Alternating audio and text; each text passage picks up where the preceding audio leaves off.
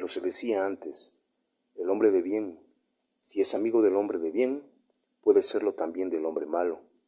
Sí, en tanto que el malo sea agradable. El malo es su amigo. Y se añadía, el malo puede ser también amigo del malo. Sí, en tanto que ambos encuentran utilidad en esta relación. Los malos son amigos entre sí. Se ve en efecto que muchos hombres son amigos por la utilidad que esto les proporciona, porque tienen el mismo interés, y nada impide que un mismo interés aproxime a los hombres malos, sin dejar de ser malos. Pero la amistad sólidamente establecida, más durable y más bella que todas las demás, es la que une a los hombres virtuosos. Y es muy natural que así suceda, puesto que se aplica a la virtud y al bien.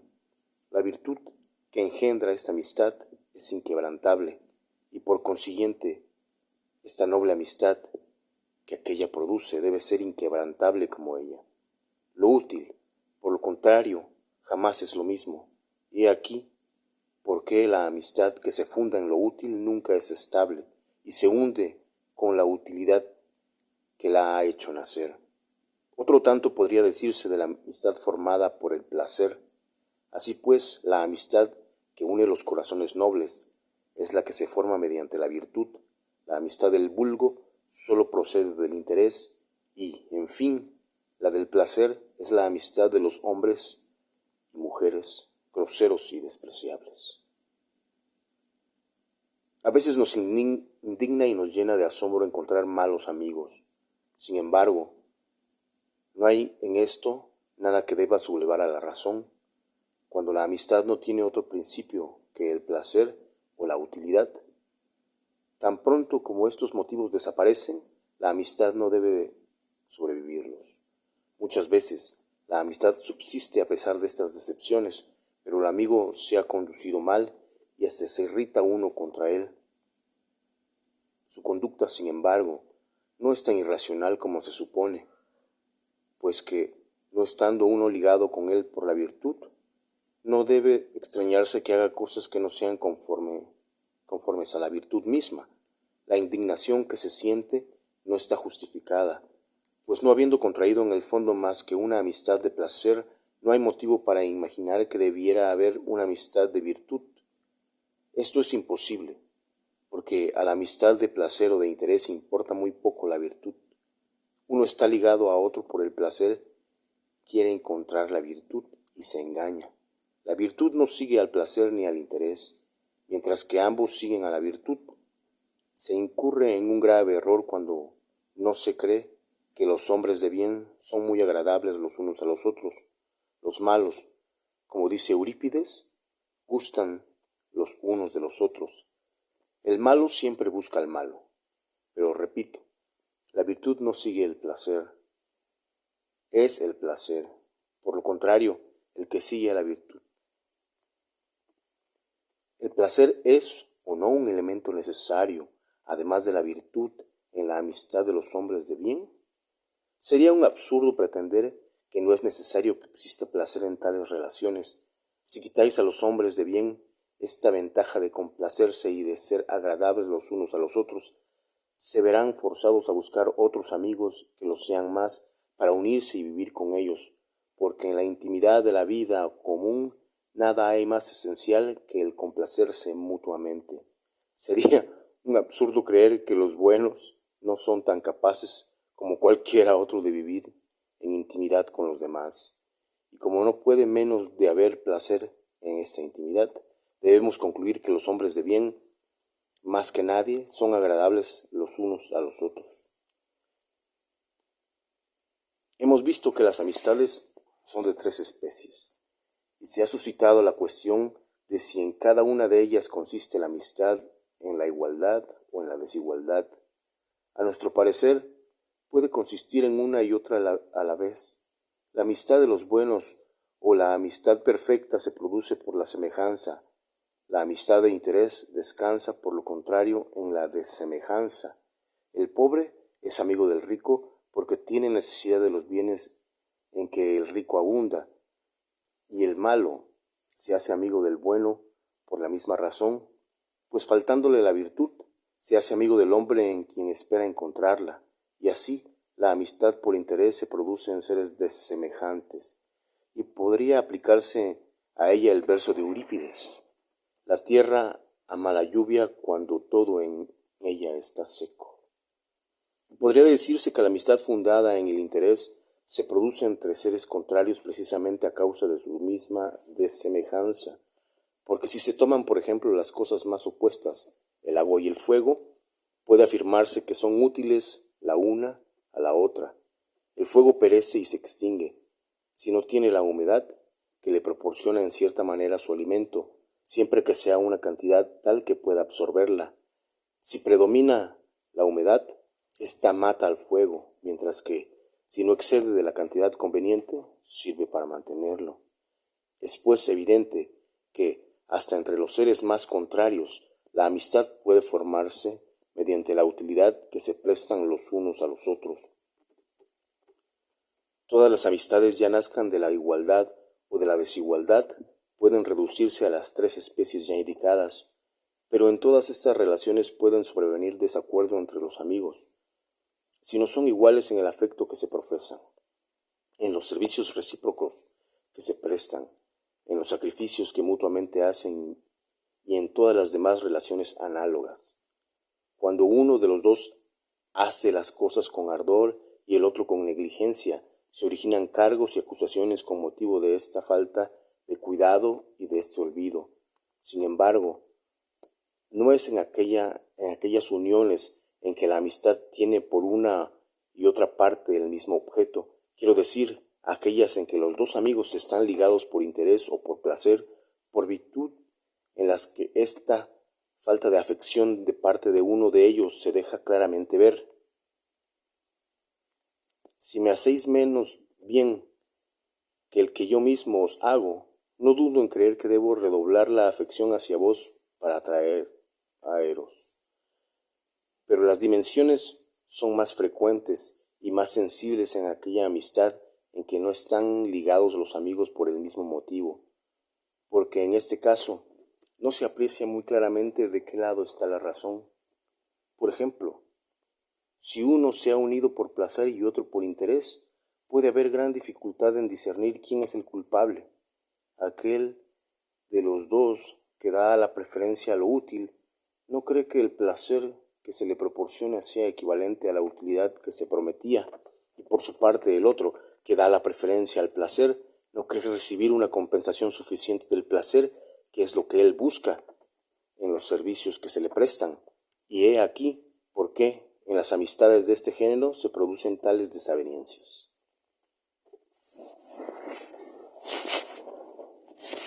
En cuanto a las relaciones desiguales, los que superan por sus riquezas o por cualquier otra circunstancia análoga, se imaginan que no tienen obligación de amar y que por lo contrario deben de ser amados por sus amigos que son más pobres que ellos. Sin embargo, amar vale más que ser amado, porque amar es un acto de placer y un bien, mientras que por mucho que uno sea amado,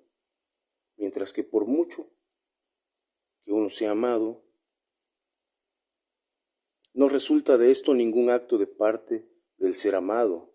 Esto es a la manera de que vale más conocer que ser conocido. Ser conocido, ser amado, lo mismo puede decirse de los seres inanimados, mientras que conocer y amar pertenece exclusivamente a los seres animados. Hacer bien vale más que no hacerle. El que ama hace el bien en el hecho mismo de amar. El que es amado, en el hecho mismo de ser amado, no hace nada. En general los hombres, por una especie de ambición, quieren más ser amados que amar, porque en cierta manera es una situación más ventajosa la del que es amado.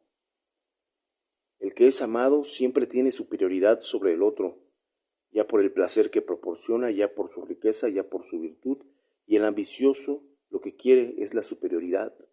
Ahora bien, los que presumen esta superioridad creen que no deben amar y que en el hecho mismo de ser superiores compensan con esta cualidad a los que los aman.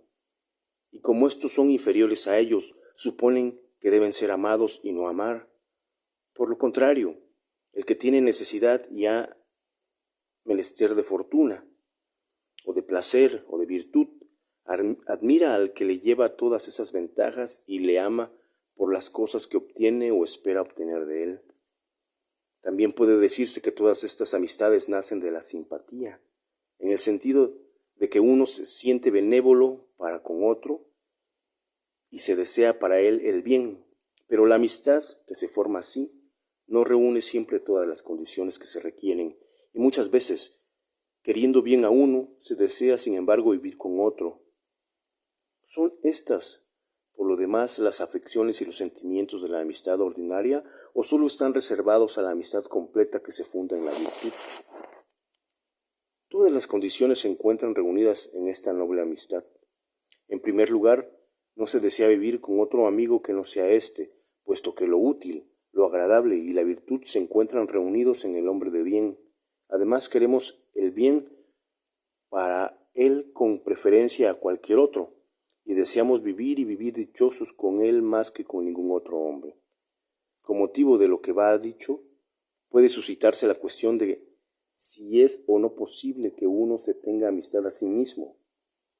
La dejaremos aparte por el momento, y más tarde volveremos a ella. Todo lo queremos para nosotros, y desde luego queremos vivir con nosotros mismos, lo cual puede decirse que es una necesidad de nuestra naturaleza, y no podemos desear con mayor ardor la felicidad, la vida y la buena suerte para ningún otro con preferencia a nosotros mismos. Por otra parte, simpatizamos principalmente con nuestros propios sufrimientos. El menor contratiempo, el más pequeño accidente de esta clase nos arranca en el momento gritos de dolor. Todos estos motivos podrían hacernos creer que es posible la amistad para con uno mismo. Por lo demás, todas estas expresiones, simpatía, benevolencia y otras de la misma clase, solo tienen sentido si se las refiere ya a la amistad que sentimos para con nosotros mismos, ya a la amistad perfecta, porque todos estos caracteres se encuentran igualmente en las dos. Vivir juntos, desearse una larga existencia y una existencia dichosa son cosas que se encuentran igualmente en la una y en la otra. Podría creerse igualmente que la amistad debe encontrarse donde quiera que se encuentra el derecho y la justicia, y que cuantas especies haya de justicia y de derechos, otras tantas debe de haber de amistad, y así habrá una justicia y un derecho para el extranjero respecto del ciudadano que le hospeda, para el esclavo respecto de su dueño, para el ciudadano respecto del ciudadano, para el hijo respecto del padre, para el marido respecto de la mujer, asociaciones o amistades a que se reducen en el fondo todas las demás que solo pueden imaginarse. Añadamos que la más sólida de las amistades es la que se contraen los huéspedes, porque no puede haber entre ellos un objeto común que provoque rivalidades, como puede suceder entre los ciudadanos, pues cuando luchan unos con otros para saber quiénes han de quedar encima, es imposible que permanezcan por mucho tiempo amigos. Ahora podemos tocar la cuestión de si es o no posible que uno se tenga amistad a sí mismo. Evidentemente, como ya dijimos poco antes, la amistad se reconoce en los pormenores cuyo conjunto la constituyen, y bien, tratándose de nosotros mismos, podemos mostrarla mejor en los más minuciosos detalles. Para nosotros mismos principalmente podemos querer el bien, desear una larga vida y una vida dichosa. Somos simpáticos sobre todo a nosotros mismos y sobre todo queremos vivir con nosotros mismos.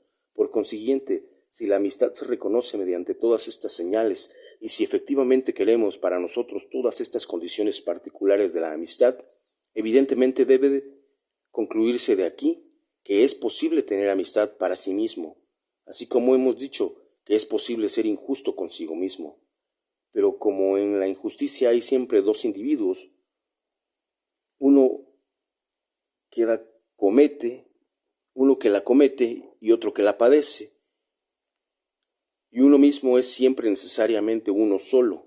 Por este motivo parecería que no podía darse la injusticia de uno para consigo mismo. La hay, sin embargo, como lo hemos hecho ver al analizar las diversas partes del alma, pues que hemos demostrado que la injusticia para consigo mismo puede tener lugar cuando las diferentes partes del alma no están de acuerdo entre sí. Una explicación análoga podría aplicarse a la amistad para consigo mismo. En efecto, como ya hemos indicado, cuando queremos expresar a uno de nuestros amigos que es nuestro amigo íntimo, decimos mi alma y la suya no forman más que una, y puesto que el alma tiene muchas partes, solo será una cuando la razón y las pasiones que la llenan estén en completo acuerdo. Gracias a esta armonía, el alma será una realmente, y cuando el alma haya llegado a esta profunda unidad, será cuando podrá existir la amistad para uno mismo. Por lo menos, esta clase de amistad reinará en el hombre virtuoso, porque sólo en él las diversas partes del alma están de acuerdo y no se dividen, mientras que el hombre malo jamás es amigo de sí mismo y sin cesar se combate a sí propio. Y así, el intemperante, cuando ha cometido alguna falta, arrastrado por el placer, no tarda en arrepentirse y maldecirse a sí mismo. Todos los demás vicios turban igualmente el corazón del hombre malo, y él es siempre su primer adversario y su propio enemigo.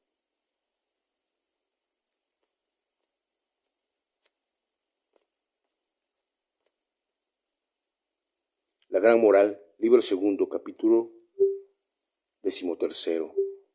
Aristóteles.